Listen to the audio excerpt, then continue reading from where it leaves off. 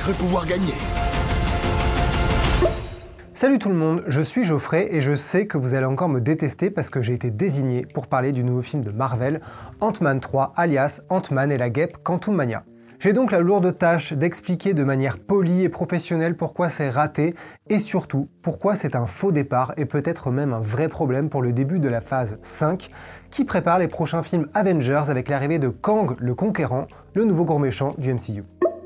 Petite interruption dans ce programme pour vous dire deux mots sur notre partenaire qui porte le doux nom de Filmo. Filmo est une plateforme de SVOD dont le catalogue de films constamment renouvelé vous est proposé à l'abonnement ou à la carte, et dans lequel une multitude de choix s'offre à vous, des films les plus populaires aux pépites les plus recherchées, en passant par une bonne dose de grands classiques. Pour vous montrer un peu l'éclectisme du catalogue de Filmo, je vais vous parler de deux de mes chouchous disponibles sur la plateforme, un blockbuster historique américain et un film d'horreur français en noir et blanc. Commençons donc par Master and Commander, réalisé par Peter Weir en 2003 et adapté des romans de Patrick O'Brian. Le film met en scène Russell Crowe dans la peau d'un Jack Aubrey, officier de la Royal Navy à l'époque des guerres napoléoniennes, qui se lance à la poursuite d'un navire français en dépit des dangers de la mer.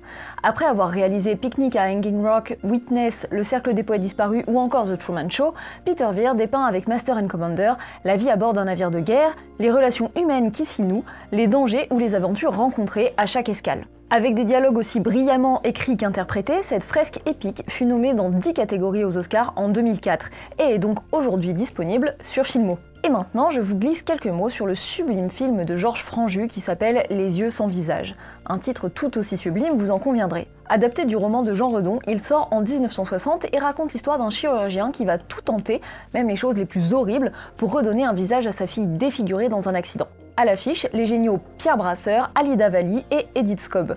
Au scénario, pas moins que Boileau-Narcejac, Pierre Gascard et Claude Sautet. Une équipe en or massif pour mettre sur pied ce film d'horreur aussi beau qu'effrayant, qui trouble par son atmosphère sombre et ses effets gore impressionnants. À voir ou revoir dès maintenant sur Filmo. Pas besoin de signer un pacte avec votre sang pour en profiter, puisque la plateforme propose 2 semaines d'essai gratuits, puis un abonnement à 6,99€ par mois sans engagement. Mieux que ça, avec le code ELFILMO, vous aurez accès à 2 mois gratuits, et on vous récapitule tout ça dans la description de la vidéo. Disclaimer, non, je ne déteste pas Marvel et non, écran large ne déteste pas Marvel. Je ne devrais pas avoir à le redire, mais je le répète parce que c'est important d'avoir en tête que Marvel, en tout cas pour nous, ça veut tout et rien dire. Il y a à boire, il y a à manger, il y a à gerber dans le MCU. Par exemple, chez écran large, à peu près toute l'équipe est d'accord pour dire que les Gardiens de la Galaxie 1 et 2, Captain America 1, Avengers 1 et Infinity War sont parmi les meilleurs du MCU, et que Thor 2 et Thor 4, Black Panther ou encore Black Widow sont parmi les pires. Ant-Man 3 est du côté des pires pour nous et en 3 raisons, je vais vous expliquer pourquoi. Première raison, Ant-Man 3 est le premier film de la phase 5. Il a donc la lourde tâche d'ouvrir officiellement le chapitre qui mènera au prochain film Avengers en 2025 et 2026 dans la phase 6. Et je n'exagère pas, les prochains films Avengers s'appellent The Kang Dynasty et Secret Wars et ils tourneront autour de Kang qui est au centre d'Ant-Man 3. D'ailleurs, le scénariste d'Ant-Man 3 écrit le scénario d'Avengers 5. C'est vraiment le top départ de toute cette bataille. Ant-Man 3 arrive après une phase 4 qui était un peu molle à tous les niveaux. Côté business, l'année 2021 a été morne à cause de la pandémie, et Black Widow, Les Éternels et Shang-Chi ont fait des scores très moyens au box-office. Même si heureusement, Spider-Man No Way Home a explosé les scores et que Doctor Strange 2, Thor 4 et Black Panther 2 ont été des succès solides. Mais surtout, la phase 4 a été une vraie pause après la saga de l'infini qui tournait autour de Thanos et qui a culminé avec Infinity War et Endgame. Après 11 années, 23 films et un tel bordel, il fallait une pause. Donc le MCU a pris le temps d'installer de nouveaux personnages comme les Éternels, Shang-Chi, Kate Bishop ou encore She-Hulk. Il fallait aussi installer la nouvelle dynamique entre les films et les séries sur Disney+. Et pour plein de gens, tout ça c'était un peu chiant, un peu décevant et surtout c'était juste en attendant que les choses sérieuses commencent. C'est donc logique d'aller voir Ant-Man 3 avec des attentes, le MCU nous a programmé pour ça.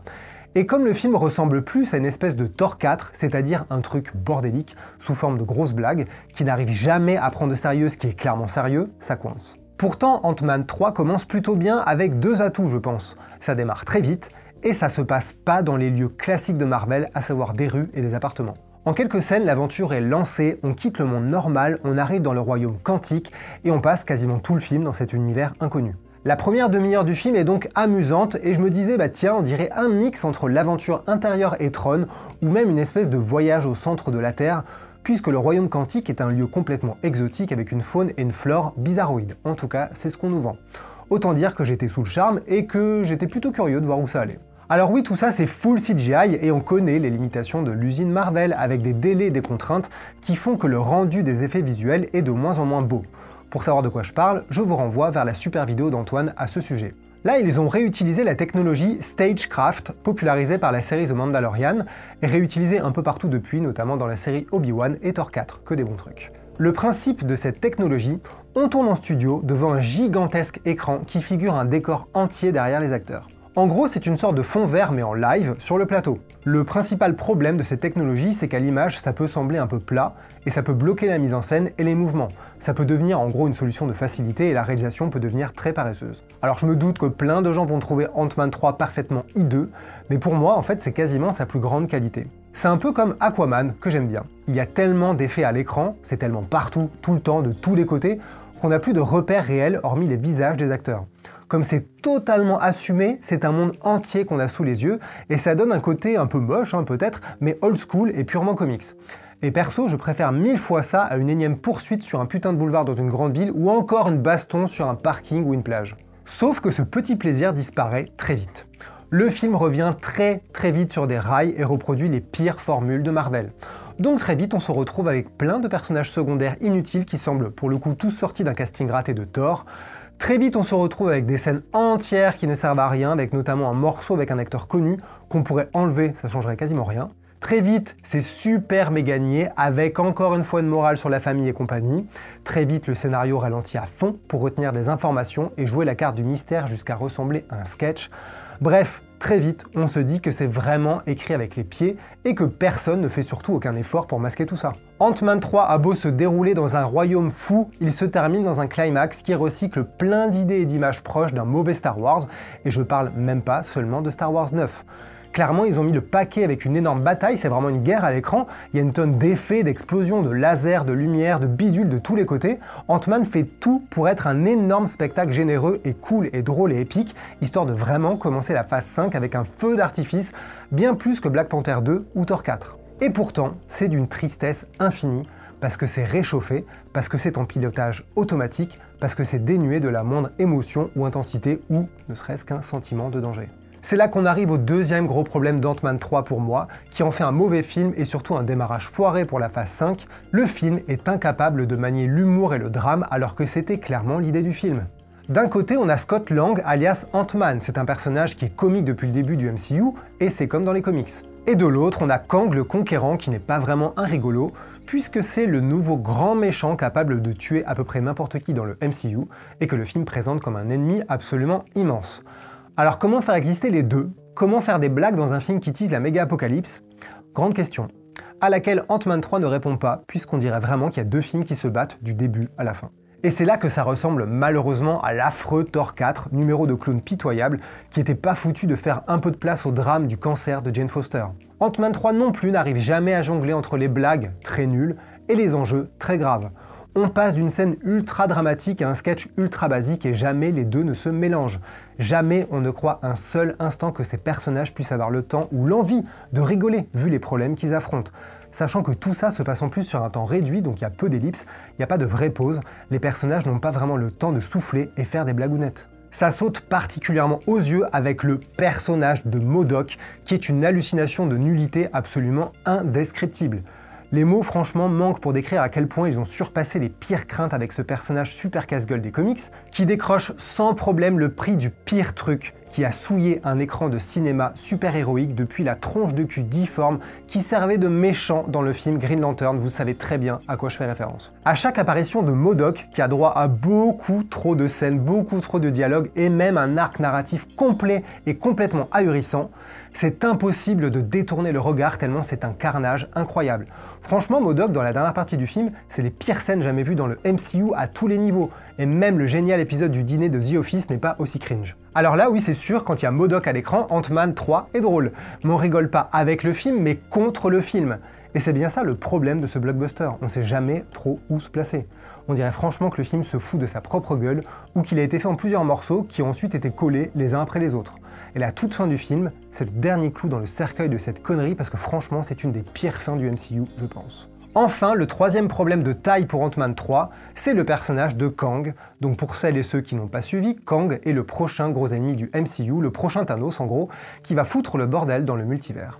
Kang n'est ni un alien ni un super-héros, c'est un humain. C'est un génie légèrement taré qui a pu récupérer une tonne de technologie à travers le temps et l'espace pour devenir surpuissant. Et surtout, Kang n'est pas seul, parce qu'on est dans le multivers, donc il y a plein de versions de ce personnage, ce qui va rendre la bataille assez compliquée. Pour rappel, Kang avait été teasé dans le dernier épisode de la saison 1 de Loki, où le personnage apparaissait sous un autre nom, celui qui demeure. Et spoiler pour ceux qui n'ont pas vu Loki, mais franchement, voyez Loki avant d'aller voir Ant-Man 3, sinon vous n'allez jamais regarder cette série. À la fin, Loki tuait celui qui demeure. Enfin non, c'était pas Loki, c'était Sylvie, une autre version, c'est-à-dire un variant de Loki, qui tuait un variant de Kang. Et on nous avait prévenu, le tuer, c'était foutre le bordel dans le multivers. On arrive donc maintenant à Ant-Man 3, où là, Kang est au cœur de l'intrigue. C'est sa présentation officielle et le film a bien du mal à porter ce fardeau. En un film, il faut présenter ce personnage, mais pas trop. Il faut montrer ses pouvoirs, mais pas trop. Il faut qu'il affronte les héros, mais pas trop, parce que bien sûr, s'il peut tenir tête à tous les Avengers, il pourrait écraser Ant-Man et la guêpe. C'est la mission quasi impossible de Ant-Man 3. Raconter une bataille contre Kang, mais également préparer toutes les autres batailles à venir contre Kang. Il faut penser le personnage sur un film de 2 heures, mais aussi sur 3 ans et 10 autres films. Évidemment, si on compare à Thanos, on voit la différence. Thanos était apparu à droite à gauche, vite fait, et la première fois qu'il rencontre un Avenger, c'est dans Infinity War, et donc c'est pour aussitôt se bagarrer et déclencher le chaos. Là, Kang est raconté sur un tout autre rythme, il faut forcer le freinage, et c'est évidemment casse-gueule. L'acteur Jonathan Majors fait de son mieux et clairement il prend ça très au sérieux.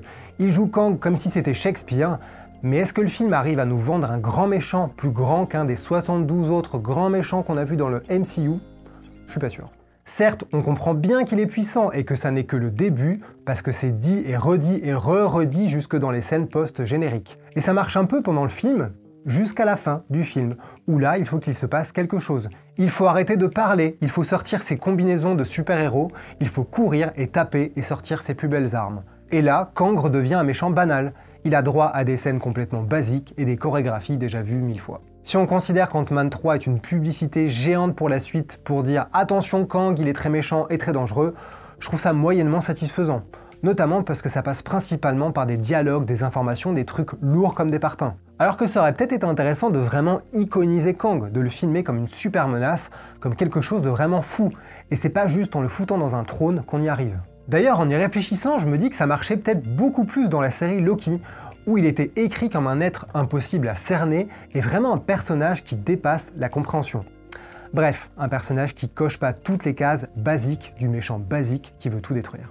Et je ne dirai rien sur les scènes post-génériques si ce n'est que ça n'aide pas vraiment le personnage de Kang, surtout la première qui est... Bon, j'ai pas le droit d'en dire plus, mais franchement, faudra qu'on en reparle, parce que c'est compliqué, c'est même très compliqué pour Kang. Donc vous l'aurez compris, Ant-Man 3, on trouve ça vraiment pas bon. Je dis on pas uniquement pour me cacher derrière l'équipe comme un lâche, mais parce qu'on l'a vu à 4 et que personne n'a aimé. Alors qu'on est plutôt plusieurs à aimer Ant-Man, il y a même quelqu'un dans l'équipe qui arrive à défendre Ant-Man 2, donc vraiment tout est possible. Mais comme d'habitude, allez vous faire votre propre avis. Si vous aimez le film, tant mieux, si vous le trouvez nul, tant mieux, si vous vous en foutez, tant mieux. Et si vous vous demandez encore pourquoi vous êtes resté jusqu'à la fin de cette vidéo, attendez la suite. Parce que si vous nous aimez, si vous avez envie qu'on continue à poser nos jolies fesses sur ce canapé avec des vêtements et du vernis de qualité, il y a un moyen de l'exprimer, l'abonnement mensuel à partir de 2,50 € par mois. Ça vous donnera accès à des articles réservés aux abonnés où on revient sur des films cultes comme Prêt à tout, Boogie Nights ou Schizophrénia. Et au-delà de ça, c'est une logique de soutien si ça vous plaît qu'un média indépendant aussi bête et méchant que nous existe.